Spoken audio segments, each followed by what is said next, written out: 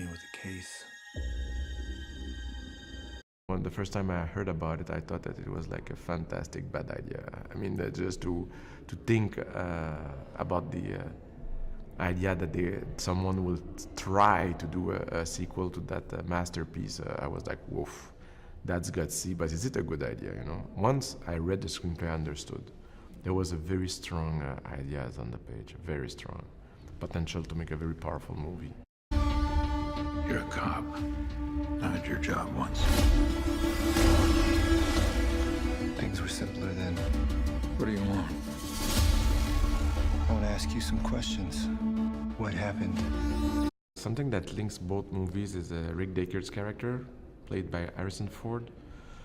To bring back that character to life for me was like, I felt a huge responsibility. You know, it's a character that was dreamed first by Ridley Scott, of course, and Hampton Fancher, and to figure out where this character will be, and how time will add an impact on him and his mental state and where it will be emotionally. That's something I really did. It was one of the biggest challenges. I definitely needed Harrison Ford to help me with that task. I covered my tracks, scrambled the records. We were being hunted. By who? They know you're here. I brought on board Roger Deakins right from the start, my cinematographer. I needed someone that I could have a dialogue with right from. I said I cannot dream alone. I need a lot of people to dream with me.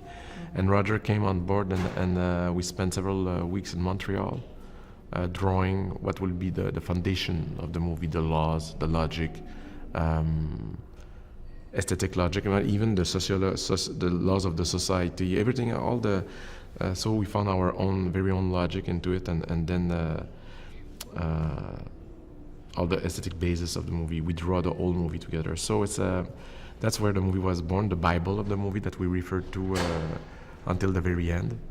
But it was a journey. You do not know what pain is yet. You will learn. Bring it to me. There's always some kind of sounds that we never heard before that are coming from technology that we don't know, and that are carefully blended with the music. And the music being composed by Ben Wallfish and Hans Zimmer. We inspire ourselves from the soundtrack of the first movie, composed by Vangelis. We use the same instruments, trying to very old synthesizer called CS80 that is a beast. It's really a very specific instrument that is. What is interesting is that it's half analog, half electronic, and it's like really difficult to play with that synthesizer, and it creates those insane and powerful sounds that you can hear in the movie. Every leap of civilization was built off the back of slaves. Replicants are the future, but I can only make so many. I had the lock, and he has the key.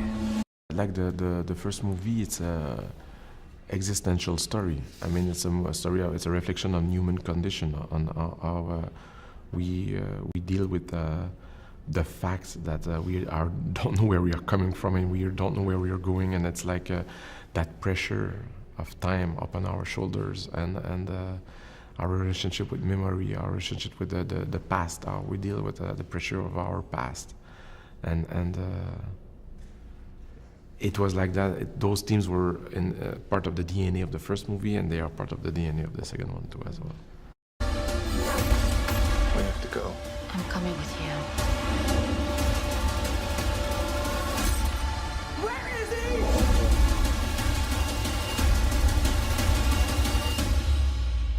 The 3D process is something new for me. It's something that I was not used to. It was my very first time I was doing a movie in 3D.